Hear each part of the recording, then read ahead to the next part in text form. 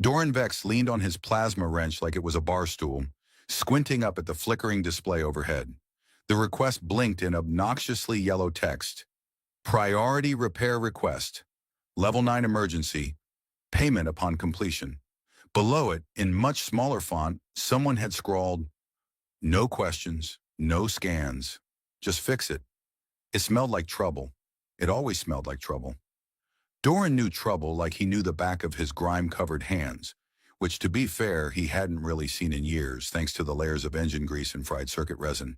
He popped the last bite of his synth noodle sandwich into his mouth and chewed like a man condemned. "All right, let's go meet the poor bastard who thinks I'm a miracle worker," he muttered, wiping his mouth on his sleeve. "Eggmeister Supreme reporting for duty." The bay doors groaned open, like an old man getting out of a hover chair. The ship that crawled inside looked like it had fought a war against a blender and lost. Its hull was patchworked with uneven metal plates and scorched lines that spoke of energy, blasts far too precise to be random. One of its landing struts gave out on contact, slamming it down with a mechanical thunk that sent a tremor through the floor. Doran blinked. "Well, hell, you're just daring me to quit, aren't you?" The ship didn't answer. Ships usually didn't, except the really talkative ones. And those were the worst. He approached slowly, tapping commands into his wrist console. Scans returned. Nothing. Like the ship had eaten its own identity. "Huh," he muttered.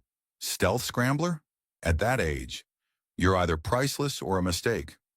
He stepped into the main hatch, which wheezed open reluctantly. The lights inside flickered and pulsed dimly. The smell hit him first. Metal, dust, coolant, and peanut butter? That was new. "Hello," he called. "Maintenance. Technician. Possibly underpaid god of ship repair. Anybody home?" No response. He moved cautiously through the narrow corridor, lit only by the trembling glow of emergency strips. A small maintenance droid lay crushed under a fallen bulkhead, sparks fizzing from its shattered dome like a cheap firework.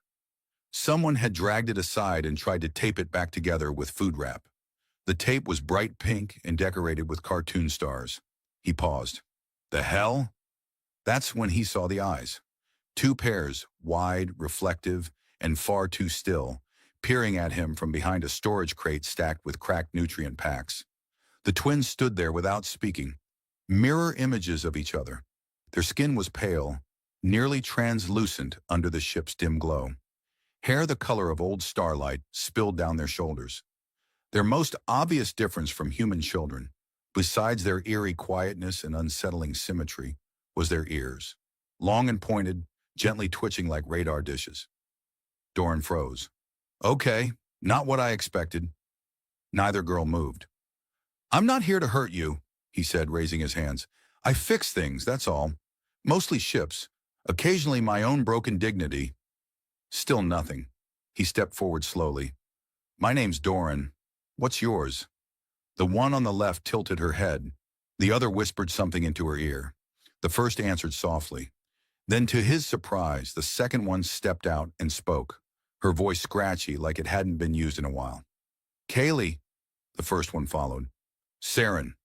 "Well then," Doran said, scratching the back of his head.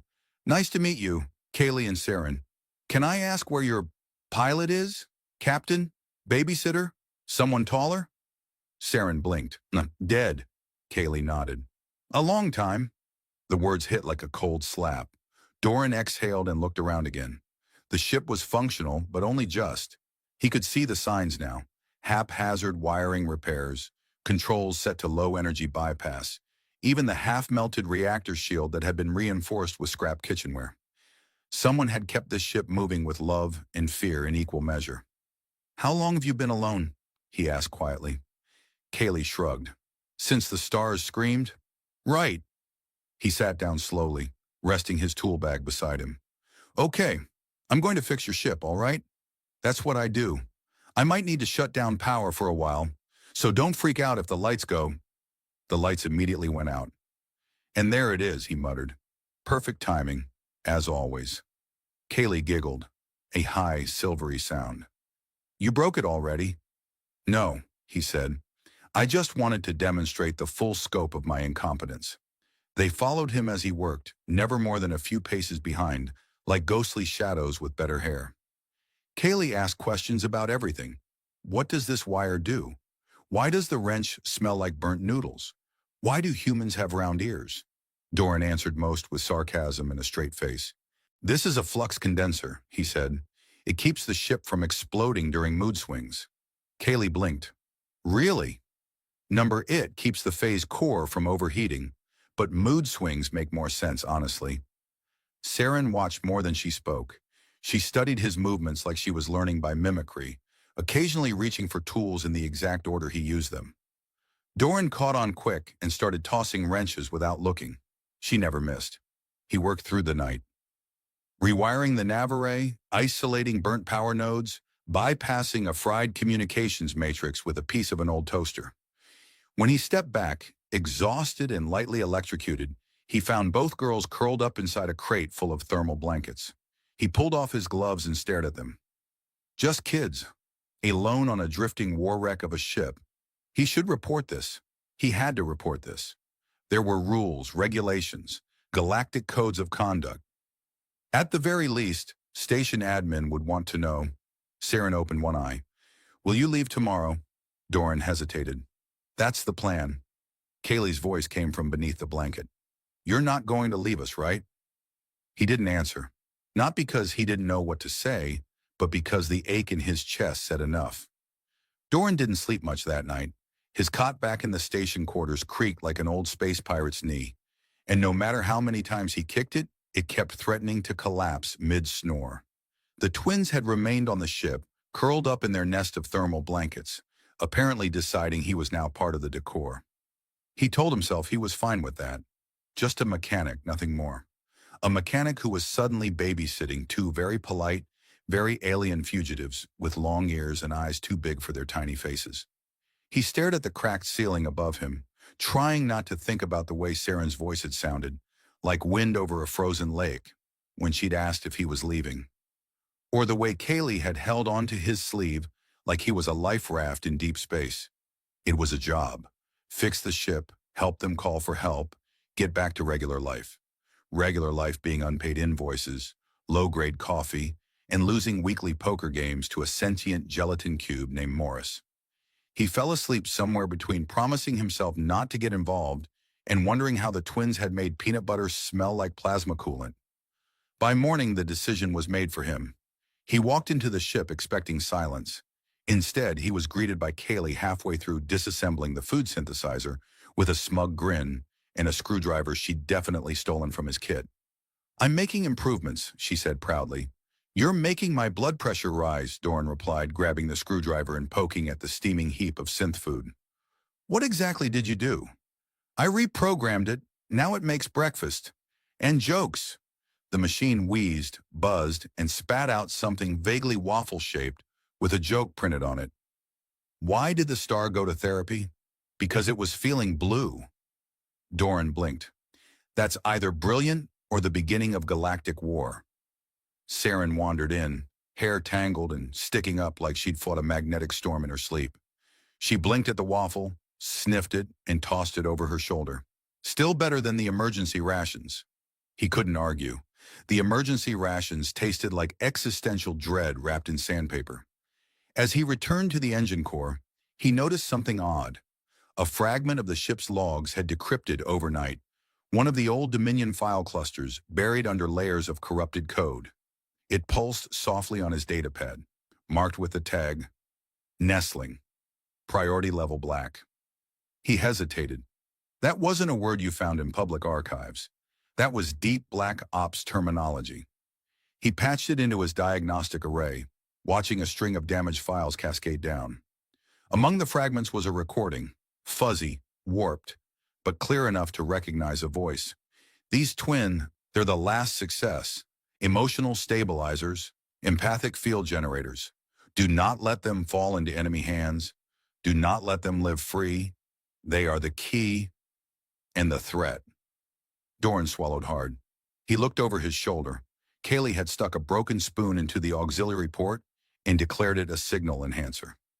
Saren was drawing stars on the wall with glow ink from a leaky conduit marker. Yeah, real terrifying, he muttered. He tried to push it away. A recording didn't mean they were dangerous. Kids were weird. Aliens were weirder. Two alien kids with strange powers in a ship covered in illegal tech? Sure, but dangerous. Maybe to a weak coffee blend. Certainly to his sanity. He spent the day rerouting the ship's grav controls, repairing the nav sensors, and failing repeatedly to stop Kaylee from crawling into maintenance shafts and reprogramming things just a little. Saren acted like she wasn't interested, but she sat beside him, watched everything he did, and occasionally asked questions that made his brain twitch. How does mass displacement function without quantum drift? He answered, with a lot of yelling and some strategic kicking. She nodded solemnly and wrote that down in a tiny notebook labeled Important Human Facts.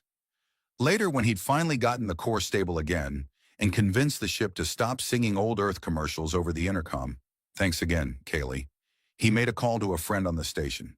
Yelek, a squid-faced info broker who only wore pink robes and insisted he was retired despite never retiring from anything.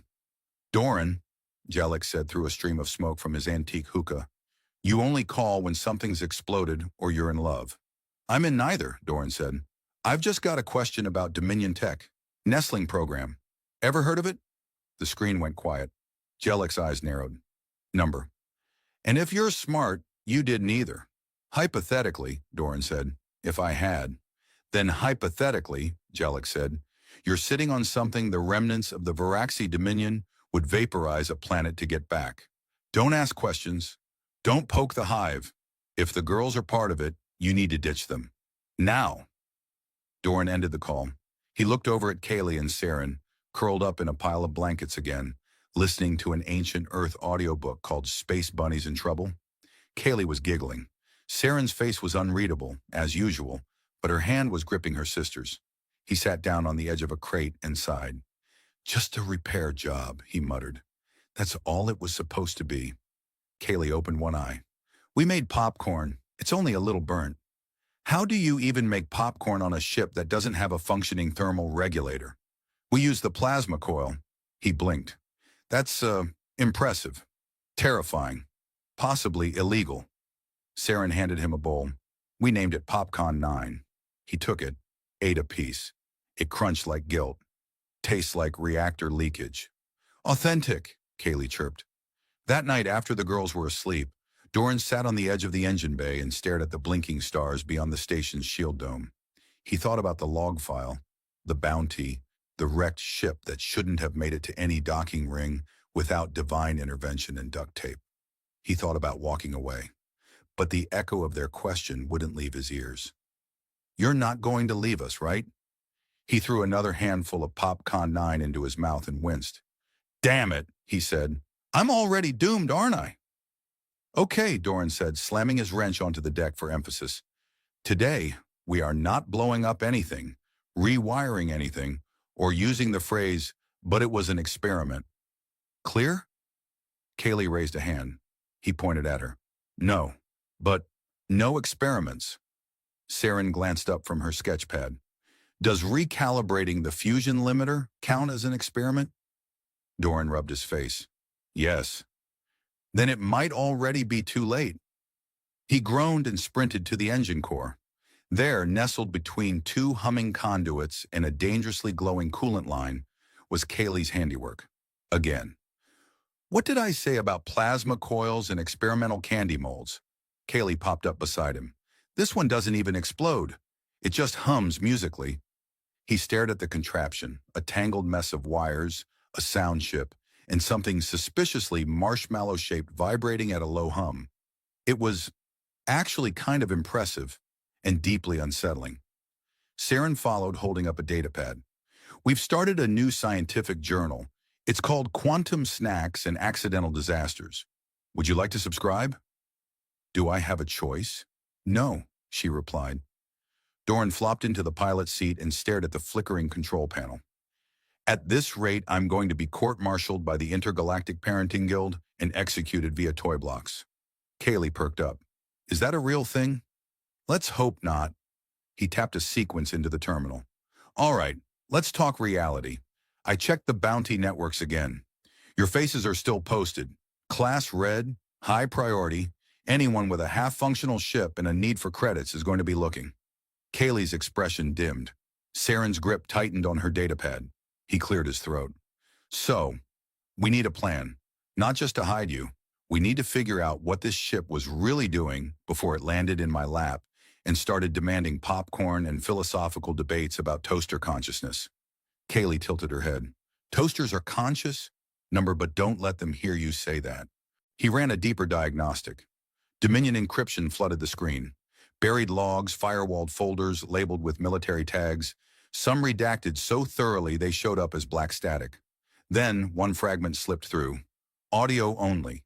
A woman's voice, clipped and formal. Nestling subjects functional. Emotional regulators successful with intolerances. Must not fall into opposition hands. Termination protocols in place. If containment breached, initiate failsafe. Kaylee shifted beside him. Saren's hand reached for hers. I don't like that word, Kaylee whispered. Termination. Doran shook his head. I don't either, but it's what we're dealing with. He closed the log, leaned back and sighed. All right, we have 3 problems. 1, you're walking classified projects from a dead empire. 2, you're sweet and terrifying. 3, I'm emotionally compromised and have no idea how to make soup for kids who accidentally hacked a starship. Kaylee brightened. We can teach you. That's what I'm afraid of. They spent the rest of the day running silent diagnostics, checking for trackers. Doran taught the twins how to spoof scans using leftover parts from the station's junkyard. Kaylee insisted on naming every component. By the time they were done, they had a jammer called Jiggly Zorp, a fake ID emitter known as Captain Snuggles, and an old distress beacon that only played 1980s Earth disco. Saren set up a monitoring station using the ship's internal sensors and one of Doran's hacked holodisks. She wrote code in 5 languages, some of which Doran was pretty sure weren't legal.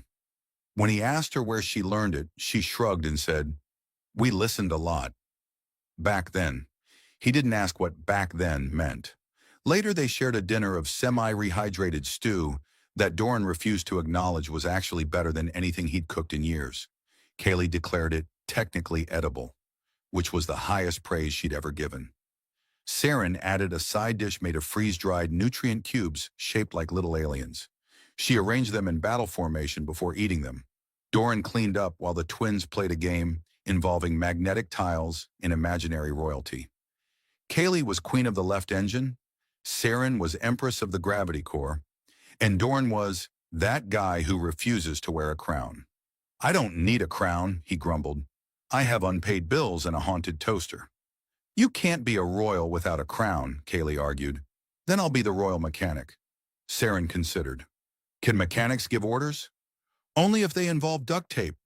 Before bed, Doran ran one last sweep of the station's network. That's when he saw it. A message buried in the admin logs.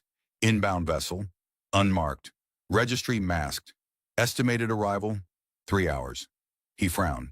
Masked ships didn't dock here unless they were up to something, or looking for someone. He shut down the console, locked the door, and turned back to the twins. They were asleep, curled together like twin moons orbiting the same gravity well. He sat beside them for a long time. Then he whispered, "We've got company coming. And I think they're not here for waffles." The ship arrived early. Doran watched from a maintenance alcove as the vessel glided in, quiet and slow, like a shadow moving underwater. It didn't broadcast a transponder, didn't request clearance. It just slid into Bay 4 like it owned the place. The station didn't even raise a proximity alert because the station's security system had been deactivated 5 minutes before docking by someone who knew the codes. Friendly, Doran muttered, ducking back into the corridor. Definitely the kind of friend who brings a gift basket full of landmines. Back on the girls' ship, Kaylee had constructed what she insisted was a security terminal. It consisted of an old holoscreen, a chair made out of stacked food crates, and a label across the top that read, Doom Detector 3000 in bright pink marker. Saren sat beside it, tapping calmly through scan feeds. They're not broadcasting, but I think they're scanning. Kaylee was underneath the chair. I added a distress beam that plays dramatic music if someone steps within 5 meters. What kind of music? Doran asked. Old Earth opera. Very loud. Saren added, we considered jazz, but Kaylee said that was unethical. Doran nodded. She's right. Jazz during a tactical breach is a war crime. He dropped into the seat. Okay, so they're hunting, but they're doing it quiet, which means they don't want attention, which means we can use that.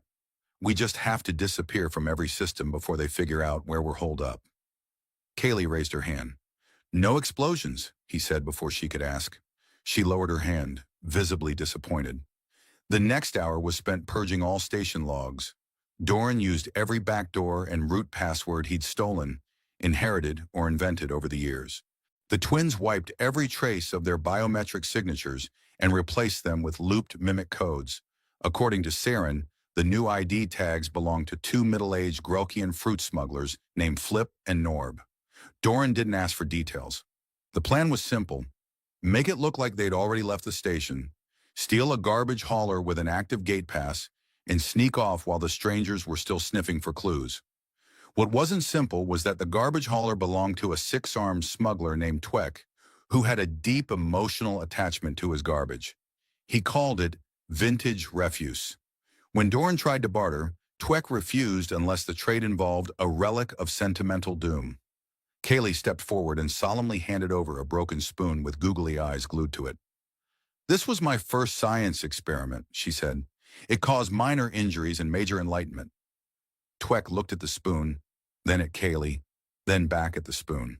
He started crying. I've never met anyone who understood the soul of junk, he said. Take the ship. Take the world. Just treasure her memory. They took the ship. Getting it out of the bay was easy.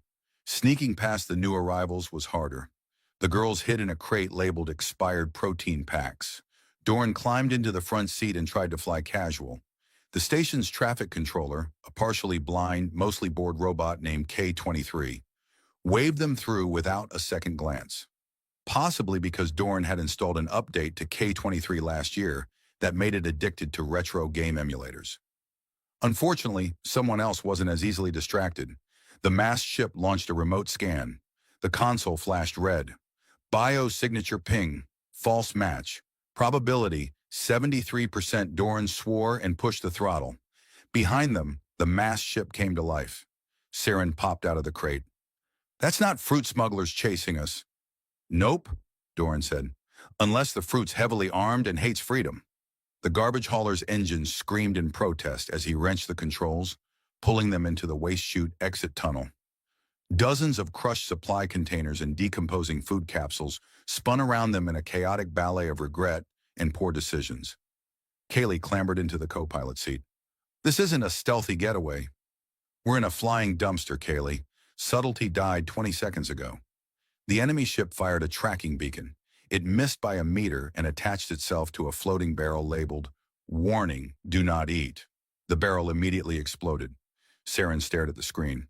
What was in that barrel? Regret, Doran said. Pure regret.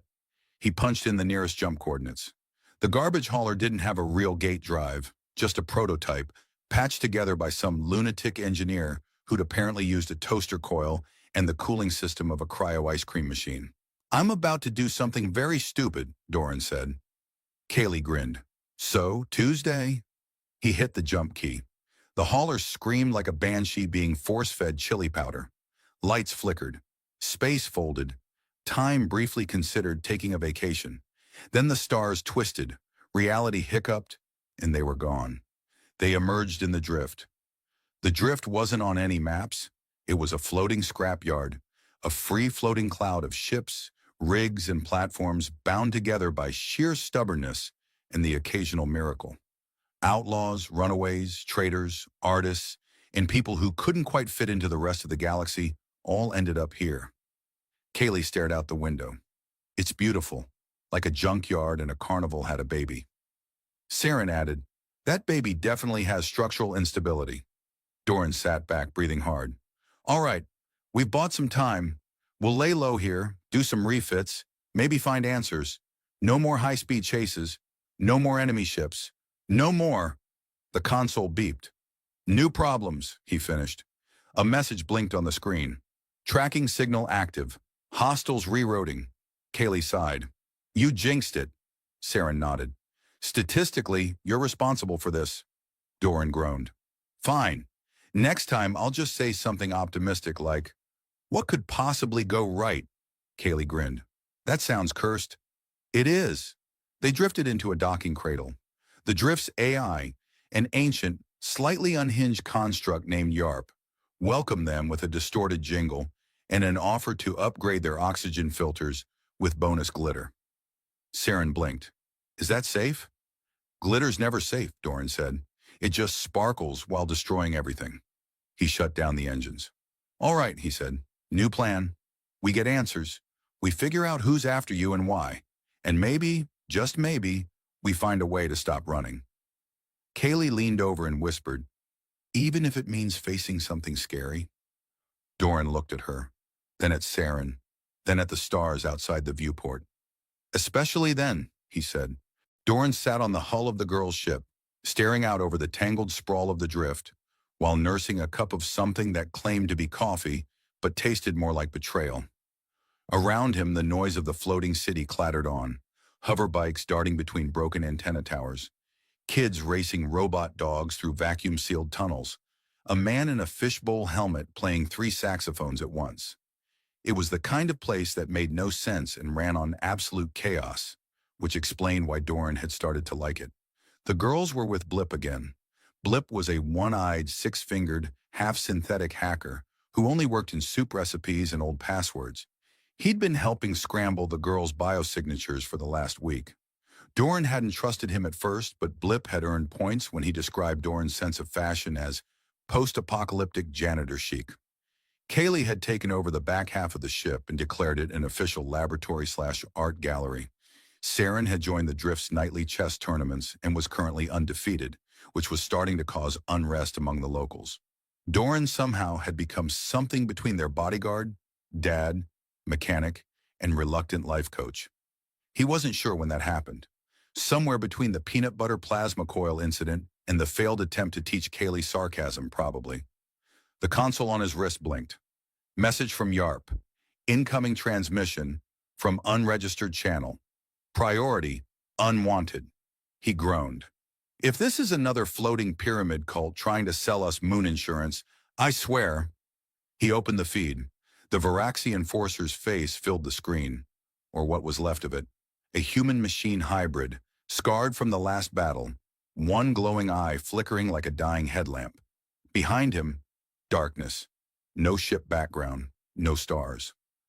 I've tracked the anomalies, the enforcer said. The nestlings belong to the Dominion. Return them, and I will consider sparing your life. Doran blinked. That's awfully generous of you. I'll have to consult my calendar and see if I've got time for surrender and slow death. Hang on. He made a show of tapping the calendar on his wrist. Nope. Fully booked until the end of time. Sorry. The enforcer didn't blink. You don't understand their power. You don't understand bedtime routines and emotional meltdowns over toast settings, Doran shot back. I've seen power.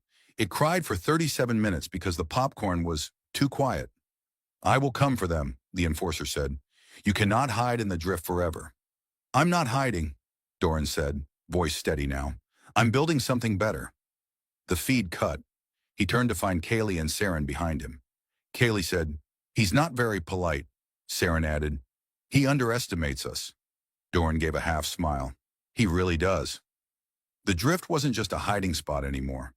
Over the last week, Doran had reached out to old contacts, weird friends, and questionable acquaintances. Together, they built a defense grid across the sector. Not a military force, more like a loud, unpredictable family of tinkerers and runaways who refused to be stomped on. They wired the ship with new shielding, coded by Saren, painted with misdirection signatures that Kaylee insisted looked like angry whales. Doran had retrofitted an old grav anchor into a weapon that made attacking ships think they were accelerating backwards into a dimension made entirely of screaming frogs. When the enforcer arrived, he didn't come alone. 3 ships, all Dominion-era technology, silent, cold, mean. They slipped through space like blades, The drift responded with a wave of glitter-filled sensor scramblers and one large floating billboard that read, "No evil empires allowed." Kaylee activated the first defense node. A fleet-wide broadcast started playing. Opera, the same loud, over-the-top Earth opera Kaylee had once wired into the Doom Detector 3000. The enemy ships, disoriented by blaring tenors and dancing heat signatures, tried to recalibrate. Saren flooded their sensors with 1,000 fake nestling signals scattered across the drift. Doran piloted the girl's ship straight through the chaos, launching every trick he'd ever learned. False energy spikes, cloaked drones, and one homemade EMP blast powered by leftover soup and sarcasm. It worked, sort of. The Enforcer's ship took damage. The other two were overwhelmed. The drift's locals, emboldened by fireworks and ridiculous music, fought back with jury-rigged weapons and sheer stubbornness. One ship was captured by a gang of cyber clowns. The other exploded after getting hit with a vending machine full of carbonated milk. The Enforcer didn't die, but he ran. Doran stood in the hangar after it was over, helmet in his hands, watching smoke drift from the cooling engines. Kaylee was dancing around with a victory flag made out of an old sock. Saren was helping Blip reprogram a drink dispenser to serve celebration smoothies. He felt tired, but a good tired, the kind that settled deep and didn't itch with regret. Later, they gathered in the ship's tiny common room. Kaylee was drawing stars on the ceiling. Saren sat with her datapad, coding something that made the lights blink in time with her music. Doran leaned back. "So," he said, "we survived." Kaylee looked down. "We always do." Saren added, "But now we're not running." "No," Doran said, "we're not." The drift offered them a permanent berth, a home. Doran took a job overseeing repairs for the whole quadrant. The twins enrolled in something loosely resembling school, which included classes like improvised ethics and weaponized origami. Kaylee started publishing her science journal. Saren mentored a small army of curious hackers. They weren't fugitives anymore. One night, as the stars spun slow outside their window, Kaylee crawled into Doran's lap. "You never answered us," she said sleepily. "About what?" "Back then, when we asked if you were going to leave." He looked down at her, at Saren, who was pretending not to listen, but very much was. "No," he said, "I wasn't going to leave." "You promise?" He nodded. "Always." She smiled. "Good." He tucked them in, sat by the door, let the hum of the ship lull him into stillness. He'd been many things in his life: drifter, mechanic, smart-mouthed loner. But now somehow, impossibly, he was something else entirely. He was home. Jace Maris didn't crash on purpose, though he had to admit, statistically speaking, this was getting embarrassing. His ship, the Wayfarer's Folly, coughing smoke like a chain-smoking asteroid miner, spiraled through the sky of Kirellin 9 in a blaze of noise and regret. Warnings blared in 6 languages, one of which had been extinct for 100 years. He smacked the dashboard. It only made the console scream louder. "I get it, you're dying. You don't have to be dramatic about it." The Folly answered by cutting all thruster power mid-plummet. For a second, he experienced the kind of weightlessness that poets might have called freedom, but Jace just called, "Oh no." The forest rushed up to meet him in a blur of tangled violet trees and sparkling clouds of pollen that looked alarmingly sentient. Branches slapped the ship like nature itself was offended, and finally, blessedly, it crunched into the undergrowth with a sound like a dozen angry robots being stepped on. Silence fell, thick and buzzing. He blinked. "Still alive," he whispered to no one. 10 creds say the coffee machine didn't make it." The cockpit door hissed open at an angle it wasn't designed for. Jace wriggled out, boots hitting the mossy ground with a squelch. The air smelled like cinnamon and static. The sky overhead was green, as if the planet hadn't gotten the memo about how skies worked. Kirillin 9, according to his half-dead nav system, was officially classified as uninhabitable, which in space pilot terms meant someone will try to live there anyway, probably with chickens. He scanned the area, checking for hostile fauna, sudden cliffs, or screaming locals with pitchforks. All clear. Then he noticed it, just beyond the wreckage. Something shimmered in the underbrush. Not gold, not tech. Blood. Glowing, bioluminescent, and trailing off into the jungle like a neon invitation to get murdered. Wonderful, he muttered. I crash, and now it's treasure hunt, but with more bleeding. Grabbing his emergency med pack, his sidearm, and a half-eaten protein bar, priorities, Jace followed the trail. It led him deeper into the forest, past singing vines and trees that turned to watch him. Something hissed from a branch, then scuttled away, cursing in a language he didn't recognize. Every now and then, the blood would pulse faintly, like it was alive and very annoyed. Eventually, he found her. She lay against the base of a tree that looked like it had grown out of a coral reef, curved, shimmering, almost bone-white. The figure at its roots was slumped, breathing shallow. She wore armor cracked down the chest plate, one leg twisted awkwardly beneath her. A long, elegant rifle lay beside her like a loyal pet.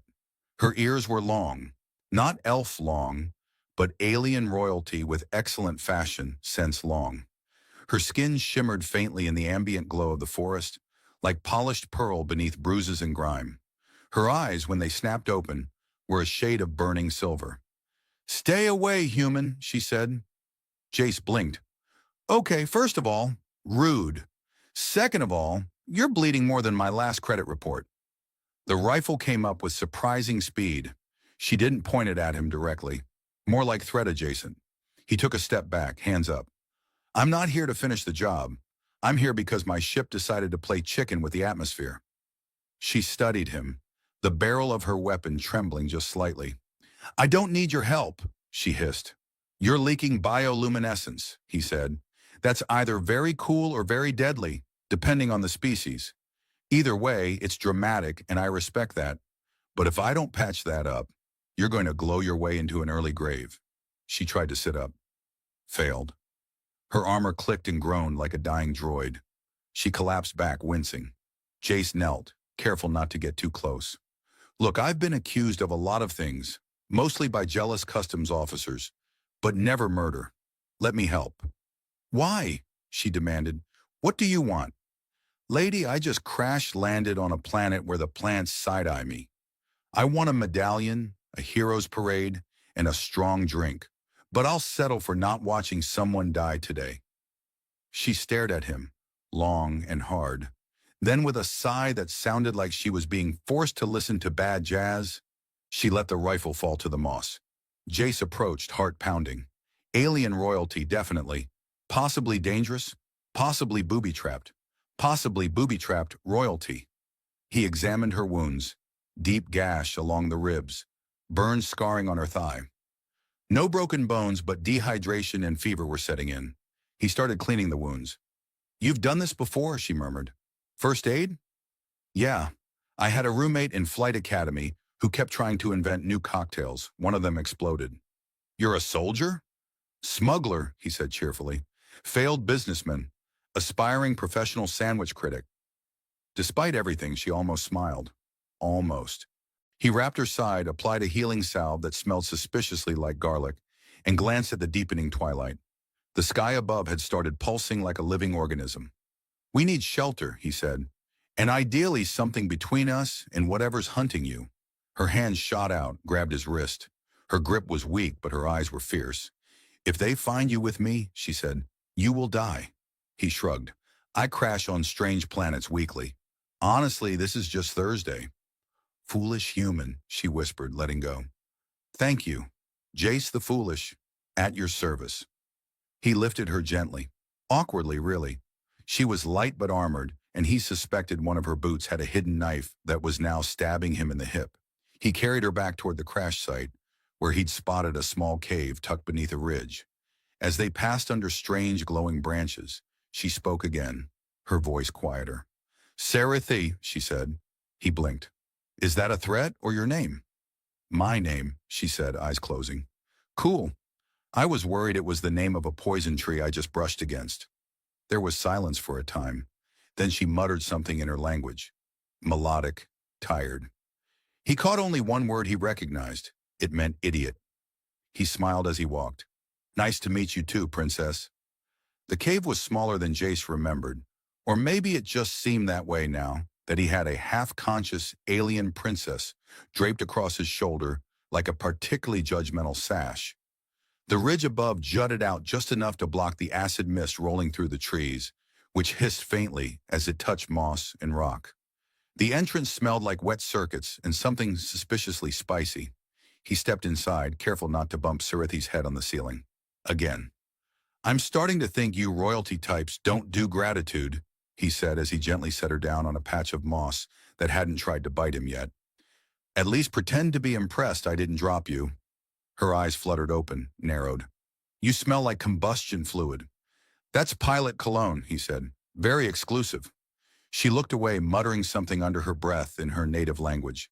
He was 90% sure it was profanity and 10% sure it was poetry. Either way, the tone was withering. He began unpacking what supplies he had salvaged from the wreck.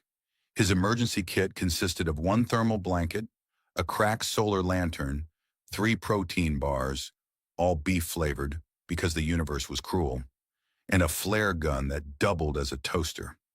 The rest was spread somewhere across the forest, presumably being digested by enthusiastic flora. Sarathi winced as she shifted. He offered her water from a filtration capsule. She eyed it like it might explode. "It's not poison," he said, "unless earth water counts as a bioweapon to your species." She took a sip. Either it wasn't toxic or she had an incredible poker face. He switched on the lantern. Soft yellow light filled the cave, casting shadows across the stone. Outside, a low screech echoed through the trees. He looked up. "What are the odds that's a friendly bird?" Sarathi didn't answer. Her eyes were closed again, breath shallow. Her energy was running out fast.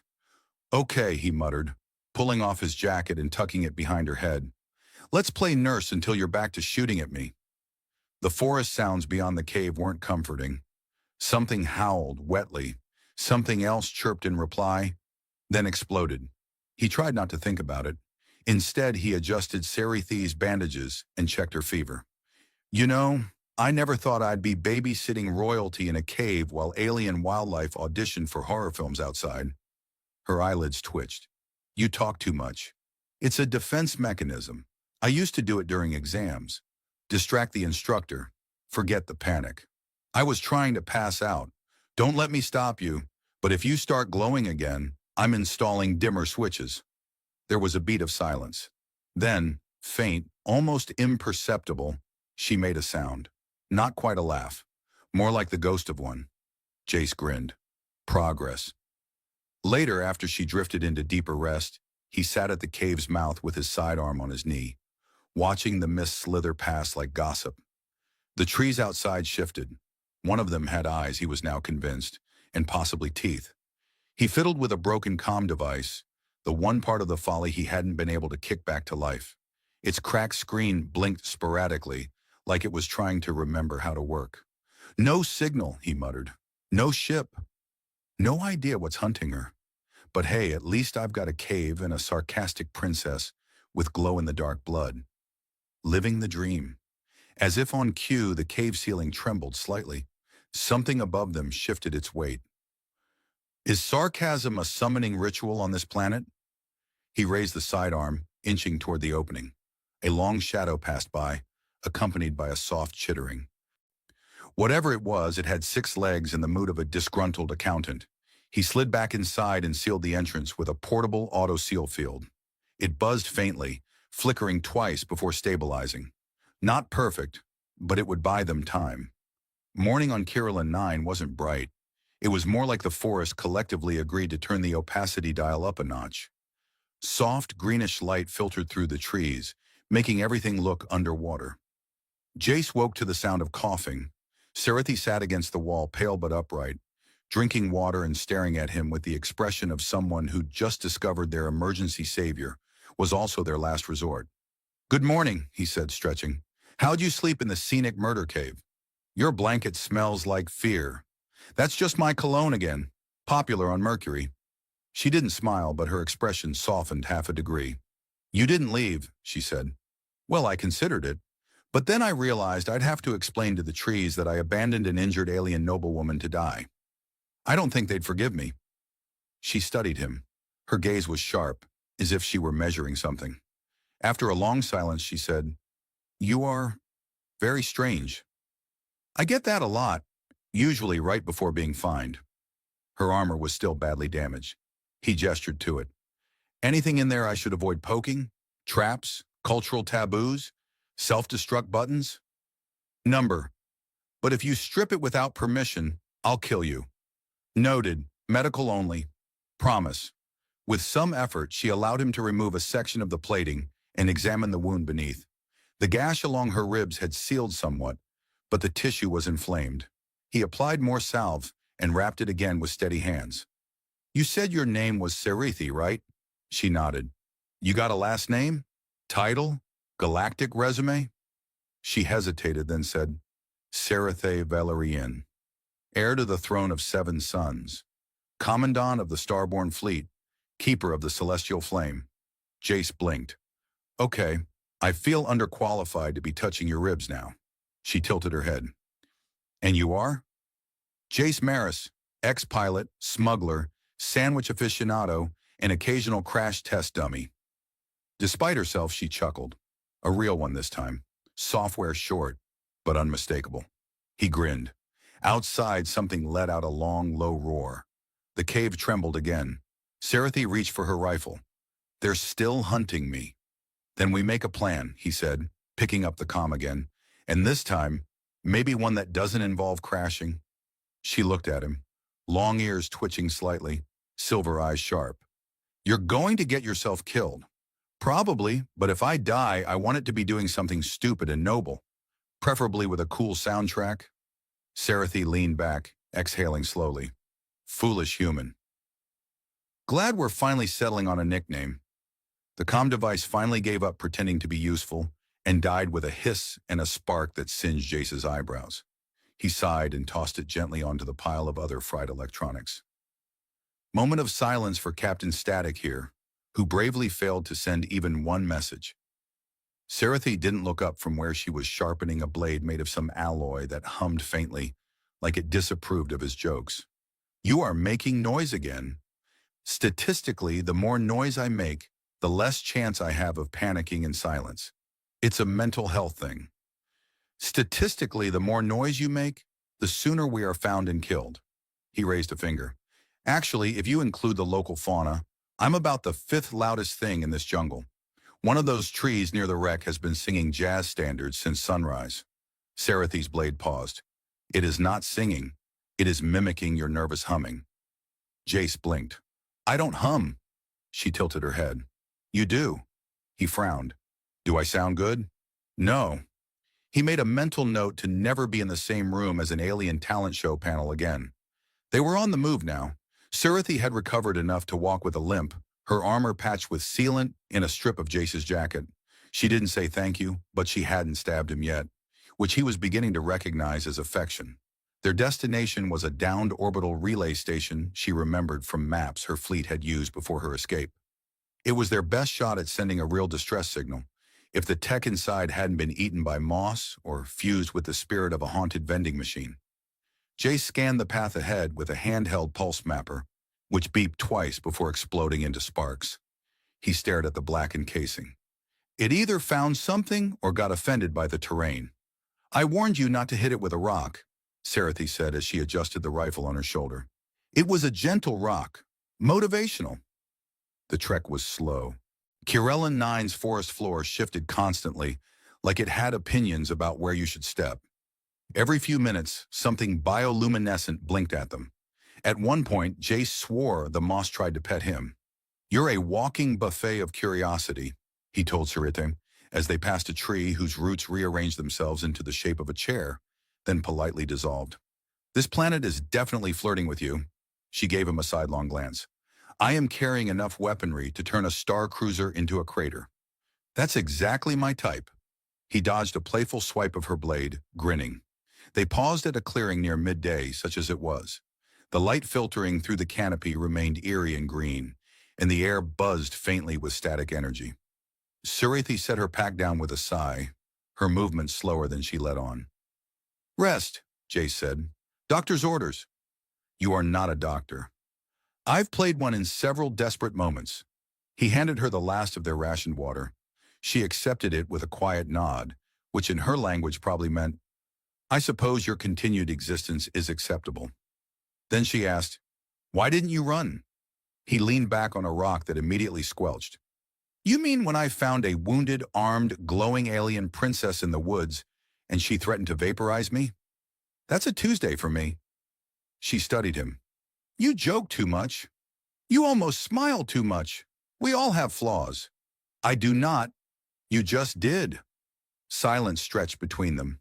Then she took a careful sip and said, you would not have survived the courts of Valerian. I wouldn't survive the gift shops of Valerian. They moved again after rest, the terrain sloping upward into broken rock formations, shaped like ancient monoliths.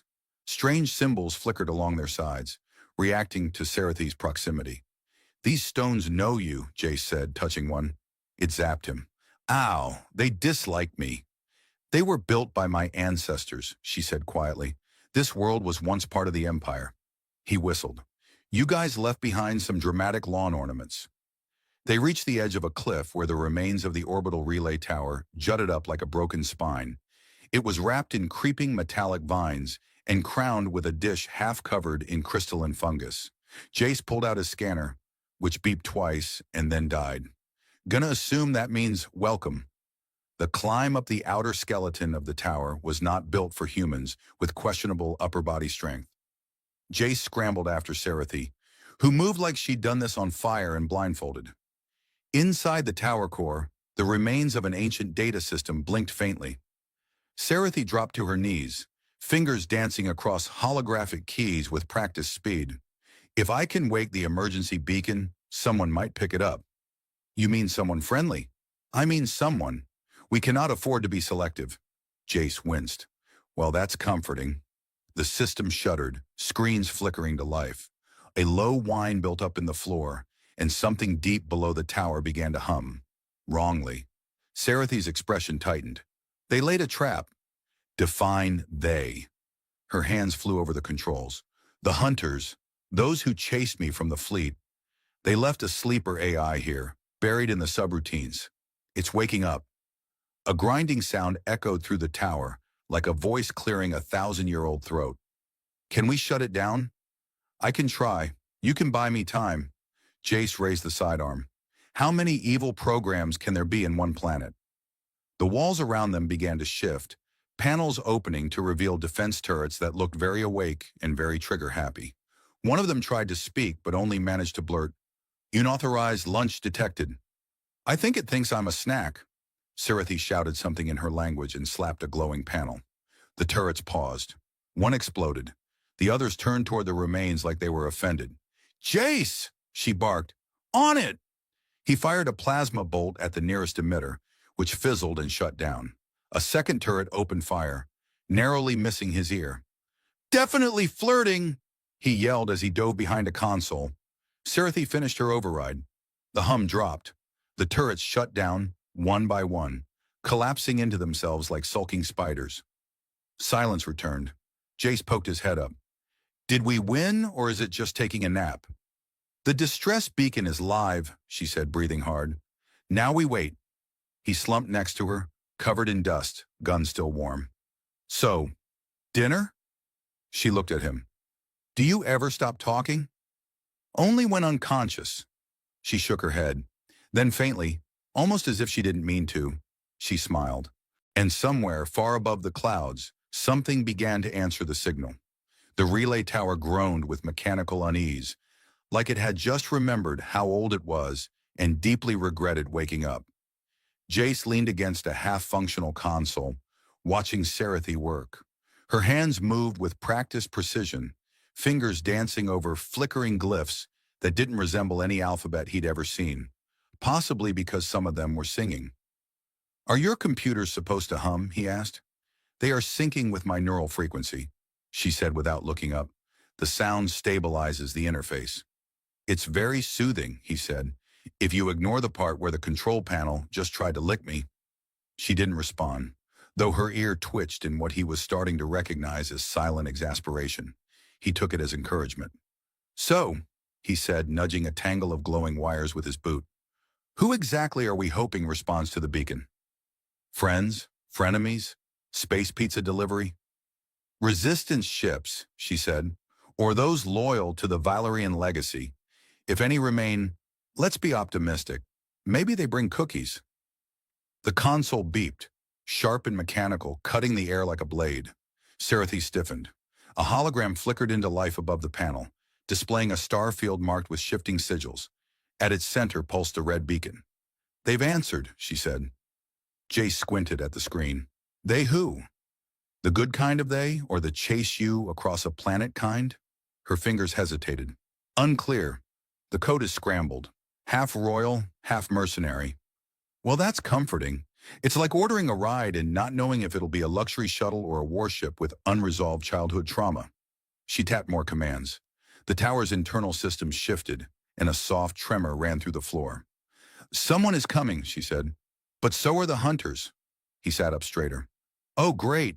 You're saying we RSVP'd to both the wedding and the ambush. Outside, the forest stirred.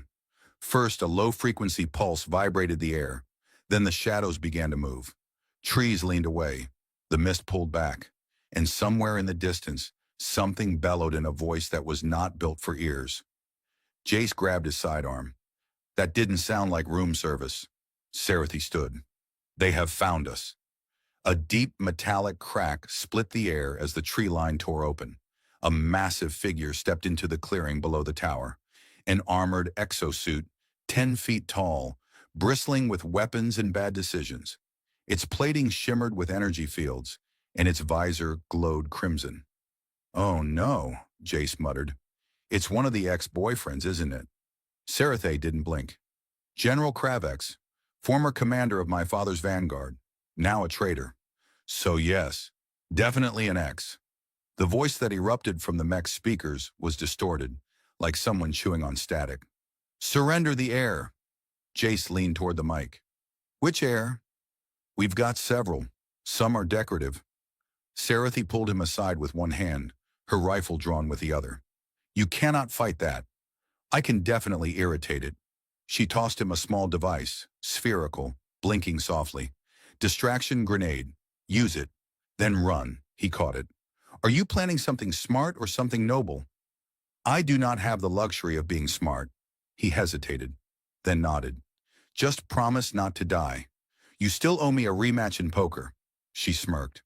You cheat. I prefer the term creative statistics. Then the air exploded. Kravex launched a plasma blast toward the tower's upper ridge, and the beam sliced through the rock, sending shards raining down. Sarathi jumped, rolling across the floor, firing a shot that punched into the mech's shoulder plate with a burst of ion sparks.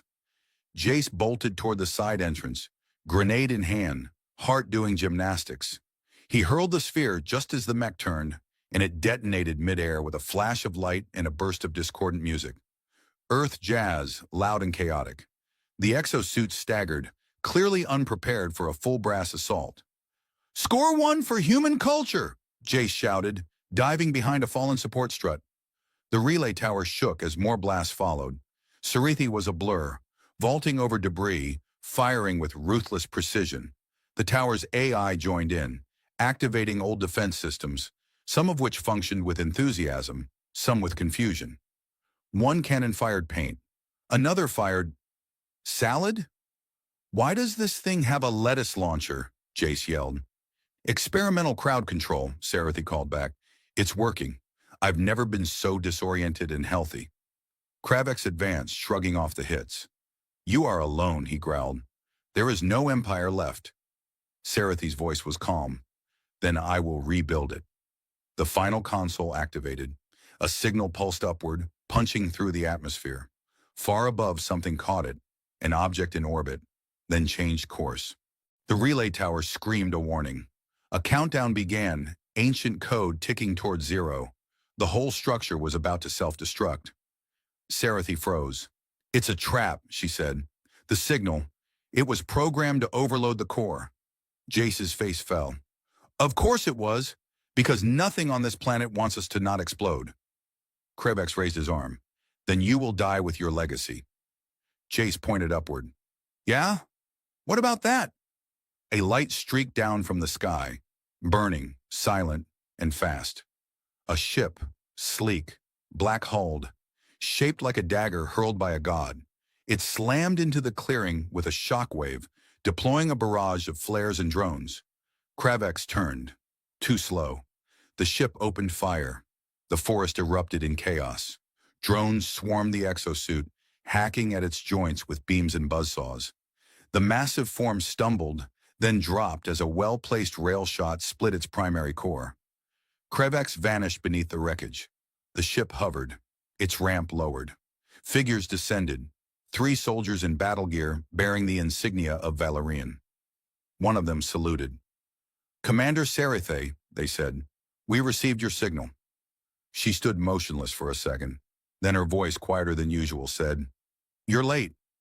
The soldier grinned. "Traffic," Jace coughed. "Hi, human. Just crashed, fought a mech, got tossed by salad. Any chance someone here knows how to fly a ship?"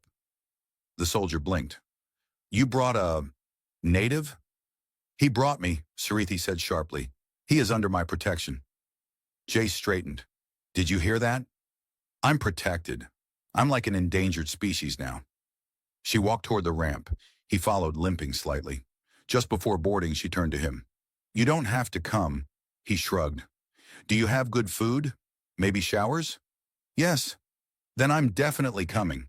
Besides, I think I'm developing a crush on your civilization." She rolled her eyes but said nothing. As the ship lifted off, leaving the shattered tower and smoldering forest behind, Jace looked out the viewport at the stars blinking into view. "You know," he said, "this might be the start of something really dumb." Sarathe replied, "It already is." The ship hummed with energy, polished and purposeful, every corridor designed with elegance and war in mind. Jace walked through it like a man who had accidentally wandered into a royal gala in hiking boots. The crew gave him the occasional glance, the kind you give to a stray dog that's inexplicably wearing sunglasses and carrying classified documents. "I don't think they like me," he muttered as a passing officer gave him a 30% bow and 70% glare. "They don't trust you," Sarathe said, striding beside him with her usual commander's grace and none of the forest grime. "You're a foreign element, loud, undisciplined, often bleeding. I prefer charismatically reckless. You tried to hotwire a medical pod because you thought it was a coffee machine. It looked like one, and to be fair, it did wake me up." She didn't smile exactly, but her expression eased. In the days since they left Curella 9 behind, things had changed. She walked straighter, carried herself like someone who remembered what power felt like. But she also glanced at him more, not just to issue threats. She listened. In her quarters, a modest room by royal standards, though it still had mood lighting and furniture that adjusted to emotional state, she briefed her advisors. They spoke of splinter factions, of rebellion, of what remained of her empire. Some bent a knee, others argued. Jace sat in the corner, chewing on something the galley swore was a protein snack and not a plank of compressed sorrow. After the third debate about tactical reintegration and fleet loyalty matrices, he leaned toward her and whispered, "Have you considered ruling by a musical number?" She didn't answer, but one advisor looked scandalized, which Jace counted as a win. Later, she found him alone in the observation deck, staring out at the stars like they owed him money. "You're quiet," she said. "I'm on a spaceship with alien royalty heading toward what might be an interstellar civil war. I've run out of jokes." "That's worrying." He glanced at her. "What happens when you get your empire back? You become empress of whatever, and I go back to, what? Smuggling cheese through customs? Crashing into new planets?" She didn't answer immediately. Outside, a comet streaked by. Burning, brief, beautiful. "When I fled," she said, "I believed everyone I loved would betray me. That loyalty was a currency, and mine had run dry. Sounds like how I lost my spot in a bar poker league. You risked your life. You followed me when you had no reason to. I'm very bad at choosing survival over curiosity." "No," she said softly.